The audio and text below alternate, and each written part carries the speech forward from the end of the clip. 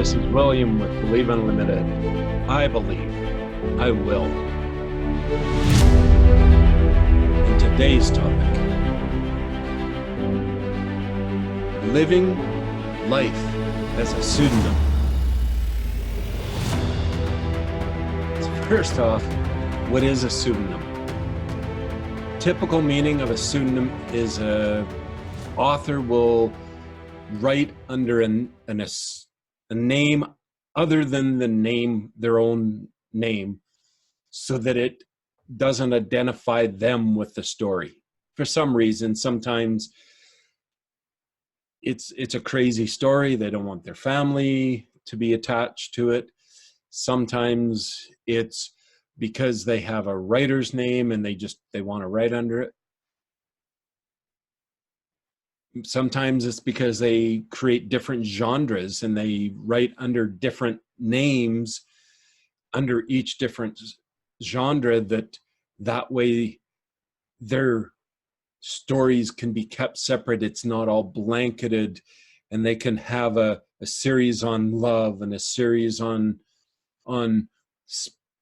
action and a series on drama or whatever it is, but they're right under different pseudonyms because they want to keep things separate. How many of us live our life as a pseudonym? We don't actually show up as who we are. We show up as who we're supposed to be, or who we've taught everyone around us that we are. We show up to work. I had a workmate that she told me that every day before she came to work, she would get to work and spend 5 minutes in the vehicle getting herself into work mode. Really? You mean work mode is not who she was? And the real truth is, no. Work mode was not who she was. Such a beautiful, amazing person. I really respect her. And who she showed up as at work, her pseudonym, per se, that was a very different person. And she had different roles that she played in her life.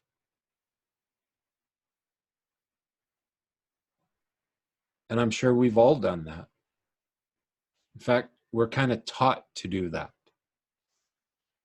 Put your good face on when we go out in public. One of the best books I've ever read is Who You Are When No One's Watching. If you can be true to yourself so that you show up in this world the same as when you're alone in your own home, and it's who you want to be, you're living the life you came to live. You're living all that you came to be. So what if we just came as ourselves and lived who we are and found the path that was what we wanted? Not taking the job that we were told to take, or took a online questionnaire and Briggs Stratton or whatever.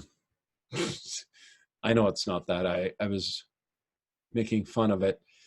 But we take these personality tests and it tells us what we should be. If we actually are quiet in ourselves and ask who we really are and be who we really are, life is amazing because we don't even have to try. We just show up fully. We are who we are. And yeah, we're going to be annoying to some people. And wouldn't you like to know that somebody you're meeting is freaking annoying the first day you met them, not the 213th day after you met them, or the 700th day after you met them? you finally realize how freaking annoying this person is. And now you spent this time getting to know them, but when you finally get to know them, you actually find out that you don't resonate with them. You're not connected with them. And you feel stuck because I put all this effort in to this relationship. There's got to be something wrong with me that I can't stay in this relationship. No, it's not wrong with you. You've just have now found out who they are, and you're now finding out who you are, and you're finding out, oh, this is not who I want to be with. Well, that's bad. No, it might be what it is.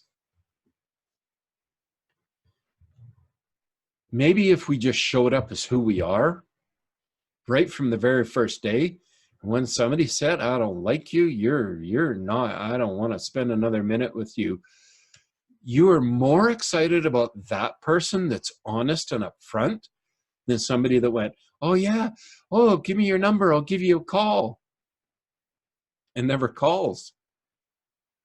If we just showed up and was real, and when we did like someone because we saw who they really are and we felt them and we connected with them, we don't even have to spend time with them, but we're still so connected because we resonate with that person. We like that person. Could be years later. One of my best friend, I've known her for, goodness gracious, it's 40, almost 40 years of my experience. 2 years short of 40 years, 38 years. We hardly talk, but boy, when we talk, we just, it's so real because she knows me, the real me, not the, oh, I'm gonna make them like me. She knows the real me, the bad parts of me, the cranky parts of me.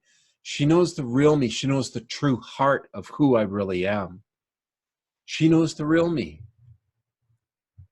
And we've been friends forever. And when I meet somebody that is so real and so authentic, and we cut through that superficial BS that we are taught that we are supposed to live, 90121 or whatever, the perfect people on TV.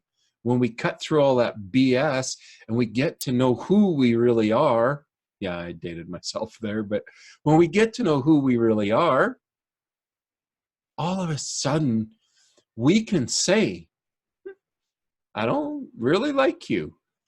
And it's okay because we don't need to be in a relationship with everyone we meet. And it's okay to be real and not have to wait 7 years to figure out this is not the person that I want to spend my time with. But we got to be real from the beginning, or we'll find ourselves along the way and we realize this is not where I want to be. But then we've trapped ourselves in an experience that we should be happy where we're at. And what if we're not? And what if we do something about it? Is that okay? Well, it's your life. You choose to live it how you choose. And oh, by the way, my opinion doesn't count. And neither does your mom's. And neither does your brother's. And neither does your spouse when it comes to who you want to be. You came to be you. So be you in all your magnificence. You can choose to be you. And when you are you, your living is living. And joy is in your heart. And you are thrilled with the experience that you're having, regardless of the circumstances that are surrounding you.